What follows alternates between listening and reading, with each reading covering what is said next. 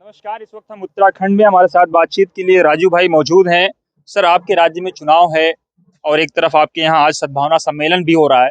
दोनों का क्या मेल है, एक तरफ चुनाव और एक तरफ सद्भावना सम्मेलन? चुनाव 22 में है और हम सब चुनाव की तैयारियों में लगे हुए हैं, ये सत्य है। सद्भावना सम्मेलन ये ऑल इंडिया कौमी तंजीम माननीय तारिक अनवर साहब इसके फाउंडर हैं, ये इनकी संस्था है और उन्होंने उत्तराखंड के अंदर हमारे शराफत भाई को इस तंजीम की जिम्मेदारी दी है और उसी का आगाज आज खुद तारिक अनवर साहब यहाँ पधार रहे हैं, होने जा रहा है कार्तिक गार्डन में।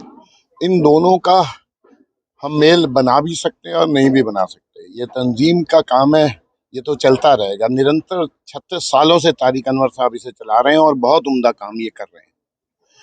इसको चुनाव के साथ जोड़ने की आवश्यकता ये है कि ये तंजीम आज जो हिंदुस्तान में परिवेश है, यहाँ महात्मा गांधी नहीं, गॉड से समर्थकों को संरक्षण दिया जा रहा है।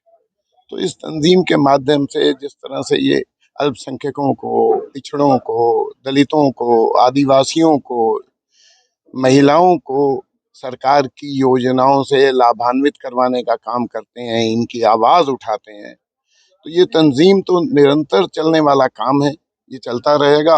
हम सब धन्यवाद देते हैं कि तारिक भाई ने आज हम सब के लिए समय ढूंढा है और वो यहाँ पर आ रहे हैं।